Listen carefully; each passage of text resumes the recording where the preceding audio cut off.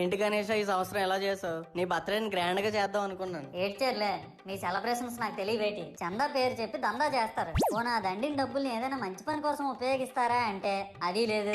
పైగా నా విగ్రహాన్ని కొనడానికి పెళ్లి సంబంధాల్లో పిల్లని చూడడానికి వెళ్ళినట్టు పొలోమను 10 మంది వెళ్తారు. అందులో ఒకడికి ఆ బొమ్మ నచ్చిందని, ఇంకోటికి ఈ బొమ్మ నచ్చిందని. నా కర్మ ఏంటంటే అక్కడ ఉన్నవన్నీ నా బొమ్మలే. మళ్ళీ తీరా 10 మందికి ఒక బొమ్మ నచ్చాక అమ్మేటోడు అలుసుగా తీసుకొని 10,000 15,000 అని బాంబు పేలుస్తాడు. ఎందుకురా బాబు ఇంత రేట్ అంటే కలకత్తా నుంచి తెప్పించాం అంటాడు. నాకు అర్థం కానిది ఏంటంటే ఎక్కడైతే నేను కలకత్తా నుంచి అయితే నాకన్నా మొనగాడు వస్తాడా, అక్కడ కూడా నేనే కదా.